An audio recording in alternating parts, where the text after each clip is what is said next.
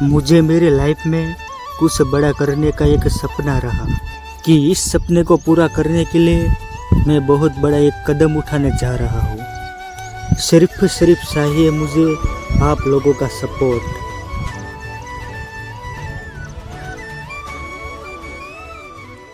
Guys આ તમારું ગામ તો હેલો ગાઈસ, કેમ છો બધા મજામાં થઈશો? તો અમારા બ્લોગ છે 3-4 હું તમને બતાવવા જઈ રહ્યો છું ડુંગરનો નજારો, કેમ કે મારું બહુ મોટું એક સપનું રહ્યું કે એ સપનું આપણે પૂરું કરવાનું છે આજ નહીં તો કાલ. તો હું સારું લોકેશન ગોતી લઉં અને લોકેશન ગોતીને તમને બતાવું કે આજનો મારો બ્લોગ કેવો રહેશે અને તમને કેટલો પસંદ આવે છે મારો બ્લોગ, જરૂર મને જણાવજો.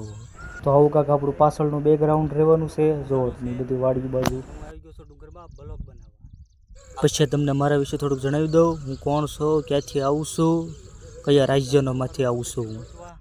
કેમ જો ડુંગર ઉપર આવી ગયો છો, જ્યાં જોવો એના લગભગ ડુંગર જ છે. જો આ બાજુ જુઓ તોય ડુંગર છે, આ બાજુ જુઓ તો રોડ આવી ગયો છે, અને આ બાજુ છે લગભગ ગામ, આ બાજુ છે મારું ગામ. જો છે ને. હાલો હું લોકેશન સારું ગોતી લઉં, પછી તમને મારા વિશે થોડુંક જણાવી. તો આપણે સારું લોકેશન ગોતવા નીકળી ગયા છે. બસ હવે આપણે લોકેશન સારું મળી ગયું. આ કાંક આપણું લોકેશન રહેવાનું છે અને તમને હું જણાવી દઉં મારા વિશે થોડું. તો દોસ્તો હું એક ગુજરાતી છું, ગુજરાત રાજ્યમાંથી આવું છું અને મારું નામ છે રવિડો ભાઈ, અને હું નાના મોટા વિડીયો બનાવું છું યુટ્યુબમાં. બાકી પાછળનું બેકગ્રાઉન્ડ જુઓ, લાગે છે ને આમ જન્નત જેવું, બાકી કાંઈ ઘટે નહીં, હાવ શાંત વાતાવરણ. બાકી હું નવરા હોઉં ત્યાં અહીંયા જ વી આવું હું. જો આવું કાંક આપણું બેકગ્રાઉન્ડ છે, બાકી કાંઈ ઘટે નહીં ને. ઓલા પણ જુઓ, ઓલા પણ ગામડા થોડાક બતાય છે ને ત્યાં રોડ છે પાછો. ઓલી બધી બતાય છે વાડીયું છે ને વાડીયુંમાં વાવેલું છે ને થોડાક વાડીયુંમાં મોટા મોટા ઝાડવા ઊભેલા છે એમ. જુઓ તમે ઓલે પણ બસ હાલી જાય છે 24 કલાક ચાલુ જ રહે રોડે.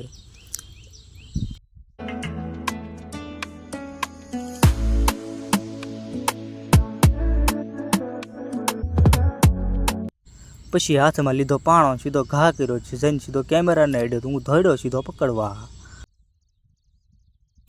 આ તો આપણી એક ફેશન છે, વિક્રમ ઠાકોરનો મોટો ફેન છે. લ્યો એકવાર પિક્ચરમાં વિલનનો રોલ આપો, પછી જોવો તમે હીરાના હોતરાનો કાઢી નાખું તો કહેવાનું મારી પીછડા પાડી દઉં. કેમ છે ને આપણું એક સ્ટેટસ, આપણું એક અલગ જ સ્ટેટસ છે. જોવો તમે ખાલી ગાંડા થઈ જઈશું આપણને જોઈ. જો આસમાનનો નજારો જુઓ, કેવું આસમાન બતાય છે, વાદળ છે. પછી તો મેં માર્યો ઠેકડો, ઓય માં. પછી મેં જ્યાંથી શરૂઆત કરી હતી ત્યાં જવા લાગ્યો, જઈને સીધો ઝાડવે ઊંધો ટીંગાણો. બાકી ઊંધા ટીંગાવામાં મજા એક અલગ છે આપણી. જો પછી ઊંધો ટીંગાણો, ઊંઘ આવતી હતી તો ઊંધો ટીંગાવવા લાગ્યો.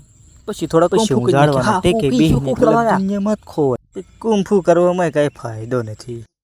પછી મને મગજમાં વિચાર આવવા મળ્યા કે મારી પાસે તો એક જોડી ચપ્પલ છે, કપડાં પહેર્યા છે, વાળ કાપેલા છે, પાછળ ગાડી છે. ઓલા પાસે તો બિચારો પાસે કાંઈ નથી, ઝૂંપડામાં રહેશે. એટલે તો આપણી પાસે છે, આપણે ખુશ રહેવાય, એમાં ખોટું દુઃખી ન થવાય ભાઈ. આવા બધા આડાહોળા વિચાર કરતાં મને તો સડી ઊંઘ, તો હું તો ટાંકા બાજુ જવા લાગ્યો. મેં તો જુગાડ ગોતી લીધો, તમે ગોતી લેજો તમને આવે. પછી હું ડબ ચાલવા લાગ્યો, ચાલતા સડી ગયો ટાંકા માથે સડીને જોયું આ જગ્યા રેડી છે સૂવા માટે. પછી હું તો સૂઈ ગયો. સૂતા મને તો આવવા મળ્યા નવા સપના. તો હું તો સપના જોવા મળ્યો, સપનાની દુનિયામાં ખોવાઈ ગયો ભાઈ. મને તો બહુ મજા આવવા મળી સપના જોવાની.